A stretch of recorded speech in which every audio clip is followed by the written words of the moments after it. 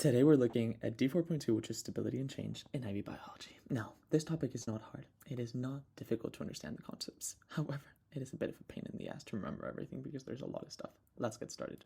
So first, this is super easy, okay? What is ecosystem stability? It is the ability of an ecosystem to maintain itself, right? Maintain its structure and function over long periods. It relies on some things. If these things are not present, the ecosystem will not be stable. It needs a steady energy supply that is normally provided by sun, solar energy. There also needs to be recycling of nutrients, and there needs to be genetic diversity. There also needs to be stable climatic conditions within certain tolerance levels, right?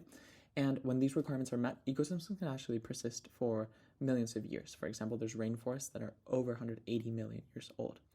But ecosystems are very vulnerable. So when there's a disruption to any of these, the ecosystems can be destabilized, as we'll look at. However, when there's high biodiversity, so high genetic diversity, it tends to buffer against these shocks, right? So against disruptions like erosion, nutrient runoff, etc. But again, biodiversity really helps in this regard. Okay, so what happens when the stability starts to get lost? Let's look at an example. So we call that a tipping point, right? A threshold where the ecosystem shifts abruptly and irreversibly from, for example, in this case, rainforest to grassland. This normally is triggered by positive feedback loops. Remember, positive feedback loops is an event A causes event B, which causes event A again, right? So it goes on and on and on forever. So in this case, deforestation, cutting down trees, reduces the tree cover, right? So there's less transpiration, so there's fewer clouds and less rainfall. Less rainfall means that there's more droughts and fires, which destroy more of the forest, right? So more deforestation. So this loop can push the system past its point of recovery, even if we stop deforestation. And this is actually very dangerous because the rainforest produces much of its own rainfall through transpiration. So if the area becomes too fragmented, these processes can no longer sustain themselves, and we could start losing more and more rainforest. Okay. Also, when looking at ecosystem stability and also tipping points, it's important to understand keystone species. So keystone species are species in the ecosystem that have a disproportionate impact on the structure of the ecosystem. So just removing that one species can cause the collapse of the entire ecosystem. So a great example is this type of sea star, the ochre sea star. So when you remove it from a seashore ecosystem, what can happen is that barnacles start to spread. Then they're overtaken by mussels. Mussels become dominant, so they outcompete all the other species. So seaweed and animal diversity plummets, right? So this shows how just removing the sea star can trigger tons of second order, third order effects, and so on. Okay, so this is where we start to look at human activity, right? So resource harvesting, what effect does it have? Okay, well, there needs to be 3 requirements for it to be sustainable harvesting. First of all, nutrients must be recycled, what we talked about, right? So this can be done by decomposers such as bacteria and fungi. There also needs to be waste detoxification, meaning waste from one species must be reused by others. So if we're putting in nitrogen, for example, there needs to be bacteria that can take that nitrogen and use it for other things. A lot of pesticides have a lot of nitrogen. And then there also needs to be energy availability, so a constant energy source. Again, normally sunlight. So what are threats to agricultural sustainability? First, soil erosion, right? So when you prepare soil for a crop, it erodes, and that limits the nutrient availability. So one of our pillars. Nutrient leaching, which is when we overuse fertilizers, it can lead to eutrophication. We'll look at that in the next slide. The third one is monocultures. So when you only have one culture in the land, that can lead to pests, herbicide and pesticide resistance. No good.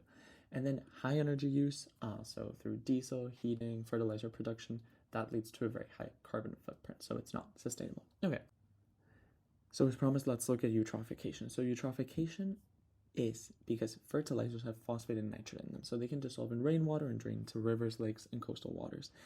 The issue is that can lead to an algal bloom, which is the rapid growth of algae. That doesn't seem like a problem in itself, right? But the issue with an algal bloom, right, algae growing very rapidly, is they can block light to plants underneath, which then die.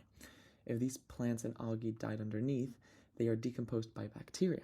Those bacteria consume oxygen, so they increase the biochemical oxygen demand. Basically, they just use up a lot of oxygen. If the oxygen in the water drops, that means that fish and aquatic life die. Okay, that is the big issue. It is not directly the fertilizers, it is the second, third order, and fourth order consequences of them.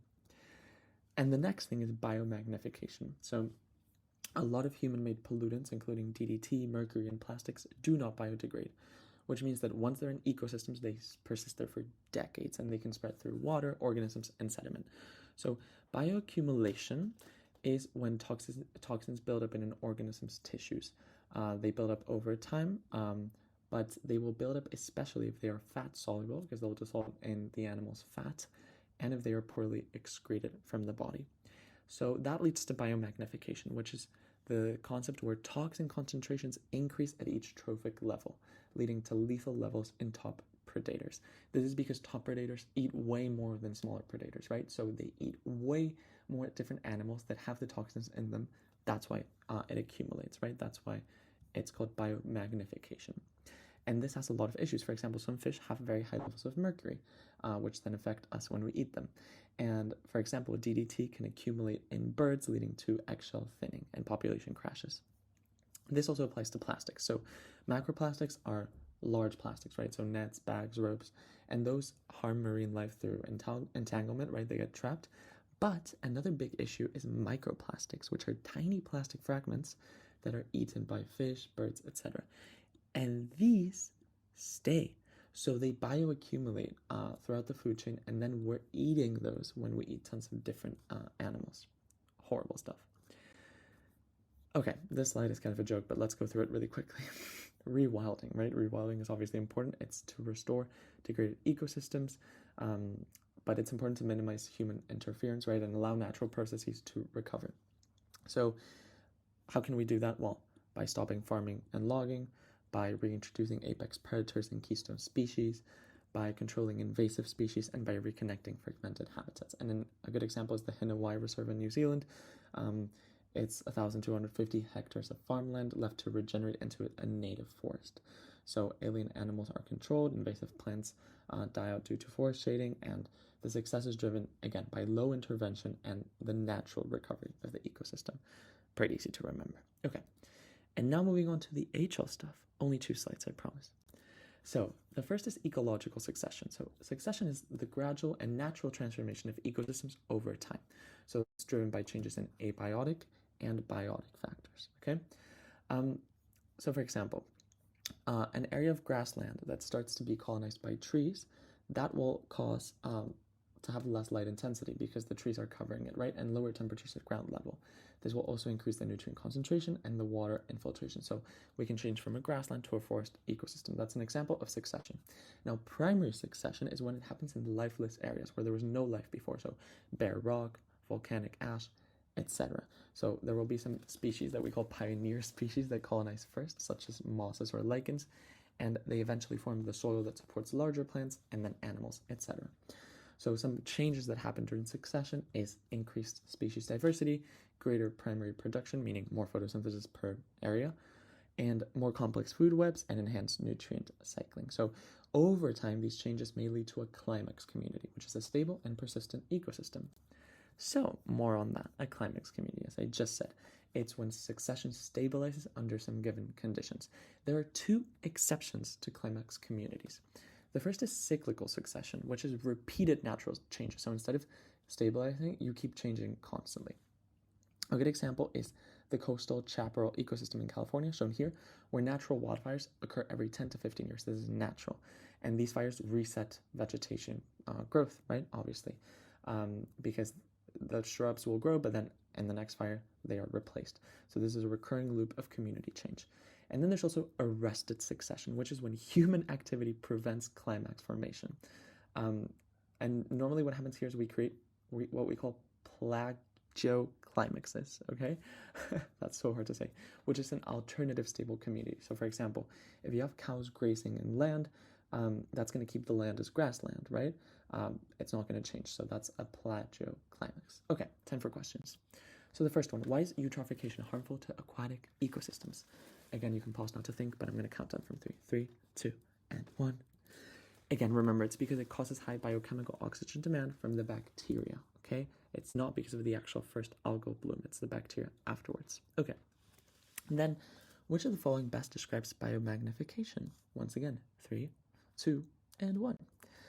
It's the increase in toxin concentration at each trophic level. Remember, because higher trophic levels eat more than lower trophic levels.